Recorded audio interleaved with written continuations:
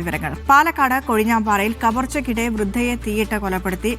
അട്ടയാമ്പതി സ്വദേശി സരസമ്മാളിനെയാണ് പ്രദേശവാസികളായ യുവാക്കൾ ചേർന്ന് കൊലപ്പെടുത്തിയത്.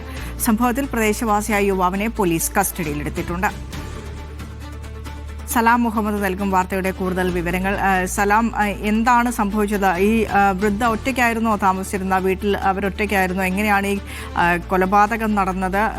ആരൊക്കെയാണ് കൊലപാതകം നടത്തിയെന്ന കാര്യത്തിൽ പോലീസിന് സൂചന ലഭിച്ചിട്ടുണ്ടോ?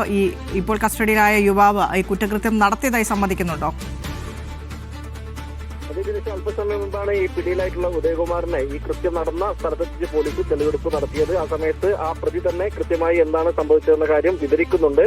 അയാൾ പറയുന്നത് തൊട്ടടുത്താണ് ഈ സരസമ്മാൾ താമസിച്ചിരുന്നത്. അതായത് അട്ടയാമ്പതി എന്ന് പറയുന്ന വടകരപ്പതിക്കുള്ള ഒരു സ്ഥലമാണ്. അവിടെ കുറച്ച് വീടുകൾ മാത്രമാണുള്ളത്. അതിൽ ഒരു വീട് സരസമ്മാൾ ഒറ്റയ്ക്ക് താമസിക്കുന്ന ഒരു വീടാണ്. അതിൽ ഇവർ രണ്ടുപേരും ഈ സരസമ്മാളിന്റെ ഭാഗത്ത് അവരുടെ പക്കൽ ഒരു മൂക്കുത്തി ഉണ്ടായിരുന്നു. ഇത് കൈക്കലാക്കുന്നതിന് വേണ്ടി വീട്ടിലേക്ക് വിളിച്ചു വരുത്തുകയായിരുന്നു ഈ പ്രതി ഉദയകുമാറും ഒപ്പമുണ്ടായിരുന്ന 17 വയസ്സുകാരനും.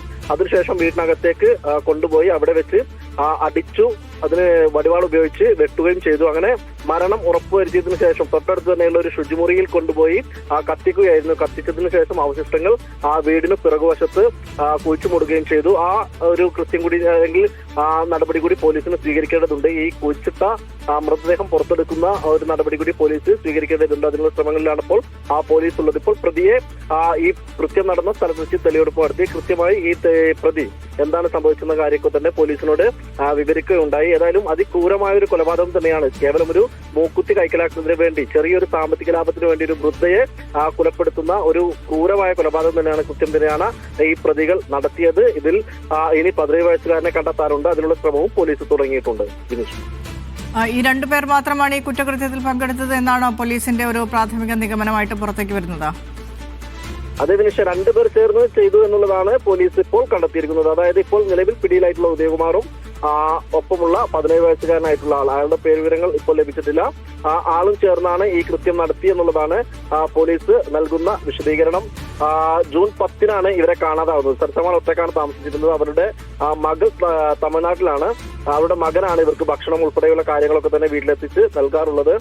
ഒരു സമയം, അതായത് ജൂൺ 10-ന് ഇതുപോലെ പേരമകൻ സ്ഥലത്തെത്തിച്ച് ഭക്ഷണം നൽകുന്നതിന് വേണ്ടി വീട്ടിലെത്തിയപ്പോഴാണ് അമ്മയെ കാണാനില്ലെന്ന കാര്യം മനസ്സിലാകുന്നത്. അങ്ങനെ തൊട്ടടുത്ത വീടുകളിലൊക്കെ തന്നെ അന്വേഷിച്ചു, കണ്ടെത്താനായില്ല. പിന്നീടാണ് പോലീസിന് വിവരമറിയിക്കുന്നത്. അങ്ങനെ കൊഴിഞ്ഞാമ്പാറ പോലീസാണ് ഈ ഒരു മിസ്സിംഗ് കേസ് എടുത്ത് അന്വേഷണം ആരംഭിച്ചു. അപ്പോഴാണ് ഈ രീതിയിലുള്ളൊരു കൃത്യം, കൊലപാതകം നടന്നതായിട്ടുള്ള വിവരം പോലീസിന് ലഭിക്കുന്നത്. സമീപത്ത് തന്നെയുള്ള ഇവർ, അതായത് അവർ നാട്ടുകാരോടൊന്നും തന്നെ വലിയ അടുപ്പത്തിലായിരുന്നില്ല.